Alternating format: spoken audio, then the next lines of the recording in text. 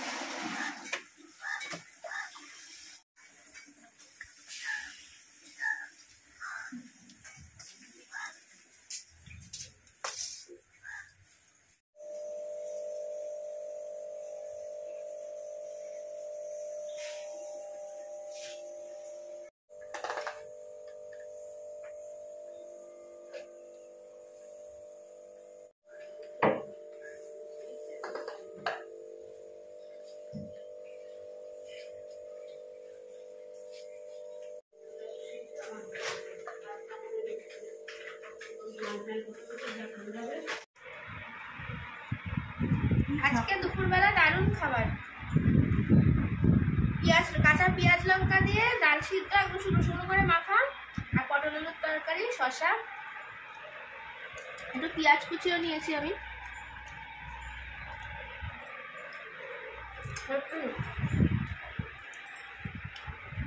ডালের থেকে খাওয়াটা ভালো না? আমার এরকম ডাল সিদ্ধ মাখলে বেশ খেতে ভালো লাগে। আর শুকনো হলেও কোনো ব্যাপার ছিল না, ওগুলো বেশ একটু ন্যাকড়ায় করে আগেকার দিনে দিদি, মানে সেই আমি দেখেছি আমার দিদাকে দিতে, ভাতের মধ্যে ন্যাকড়ায় করে দিয়ে দিতে, একদম শুকনো ঝরঝরে হতো, ওটা বেশি আরও বেশি ভালো লাগে।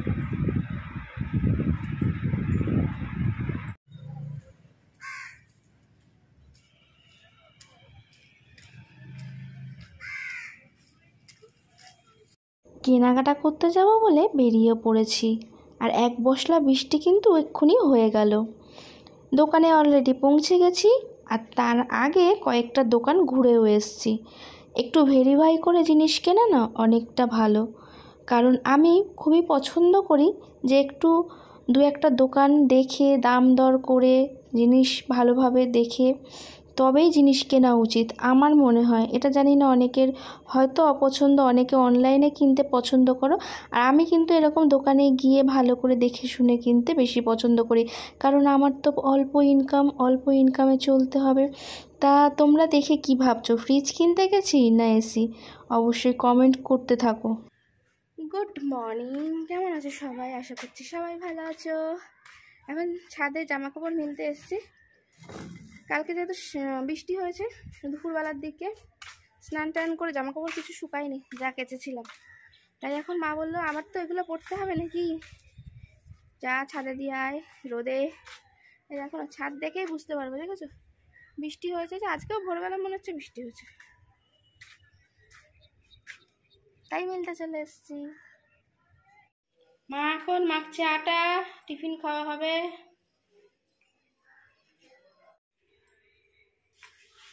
ও মা, এটা আবার কি হচ্ছে? পরোটা। এরকম পরোটা, তিকোন পরোটা করছো? এই তো বললাম রুটি, আবার পরোটা করছো। আজকে ছুটির দিন, ভাবলাম পরোটাই করে ফেলি। এই রবিবার স্পেশাল? হ্যাঁ, সন্ধ্যে ছুটির দিনে সবাই স্পেশাল খাওয়া খেতে চায়। রবিবারে স্পেশাল পরোটা, তা আবার তিকোন পরোটায়। দেখো এই পরোটা এখন সচরাচর দেখা যায় না, এখনকার কেউ বেলতে অনেকে জানাই না, আবার অনেকে ওই কষ্টের ভয়, মানে বেলতে কষ্ট বলে অনেকে করেই না। কিন্তু আমার মা একটু এরকম পরোটা করতে পছন্দ করে। পরোটার মতো, এটাই আমরা জানতাম। এখন মানুষ করে না, তাই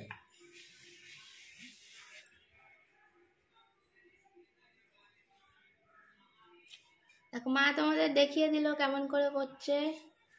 যারা পারো তো তারা পারো, আগেকার দিনের মানুষ যাদের বাড়িতে আছে তারা পারে, কিন্তু আমাদের বয়সী যারা মেয়েরা বউরা তারা একটু করতে কষ্টই হয়। অবশ্য মাদের বয়সীও যারা আছে অনেকে কষ্ট করে আর খাওয়াতে চায় না বাড়ির লোককে, বলে যা হোক করে দিলেই হলো আর কি। তো এখনো পরোটা হয়ে গেল। হ্যাঁ, এখনো আমার মা এইগুলো এখনো মানে আগেকার দিনের এইসবগুলো আমার মাই খাওয়ায়, কচুর শাক, তারপরে এইগুলো মাঠ থেকে দেখে আমি কিছুটা শিখে নিচ্ছি। আমি না থাকলে তো তোকেই করে খেতে হবে। না সেটা তো পরের কথা, দেরি আছে, এখনো অনেক দেরি আছে। মানুষের মৃত্যুর কথা বলা যায়, কখন চলে যাব মঞ্চ থেকে। সে তো রঙ্গমঞ্চ থেকে কবে কে চলে যাবে কিছুই বোঝা যায় না। তো বাচ্চা বাচ্চা ছেলেমেয়েরাও তো চলে যাচ্ছে, কি তাদের তো জীবন কিছু শুরুই হয়নি। হ্যাঁ, এটা যদি মানুষ বুঝতো তাহলে কেউ কারোর পেছনেই লাগতো না। এগুলো বুঝেও মানুষ কত শয়তানমো করে, এটা ভাবো। মানুষের পিছনে লাগিয়ে কি হবে, এই তো চলে গেল। ভালো লোকরাই মরে যায়, ভাবো না, খারাপ লোকরা মরে, খারাপ লোকরাই বেঁচে থাকে। তারা পেছনে লাগার জন্য ভগবান তাদের তৈরি করেছে। শয়তানদের জন্ম দেয় তো শয়তানি করার জন্য, আর অনেক বছর অবধি বেঁচেও থাকে। হ্যাঁ, ওদের আয়ুও দেয় ভগবান। আর ভালো মানুষরাই তখন দেখবে অল্প আয়ু নিয়ে জন্মায়। ওদিকে কাজ সেরে চলে এসেছি রান্না করতে। মাকে বললাম তুমি স্নান করতে যাও, আমি রান্না করে দিচ্ছি। আর কে কে বলো তো, মাংস বা বেটের তরকারিতে এরকম ধনে পাতা কুচিয়ে দাও, ধনে পাতা বেটে অনেকেই দেয়, কিন্তু এরকম কুচিয়ে দেবে। আর সব কিছু মশলা দেওয়ার পরই বলছি তার মধ্যে একটু ধনে পাতা দেবে, দেখবে টেস্টটাই আলাদা হয়ে যাবে। আর কালকের ভিডিওটা যেহেতু রাত্রিরে এসে আর কোনো এনার্জি ছিল না, তার জন্য কিন্তু আজকে নেক্সট দিন থেকে ব্লগটা আবার স্টার্ট করেছি। তোমাদের গুড মর্নিংটাই বলা হয়নি, যাই হোক পরে এডিট করতে গিয়ে দেখছি গুড মর্নিং বলা হয়নি। Good morning.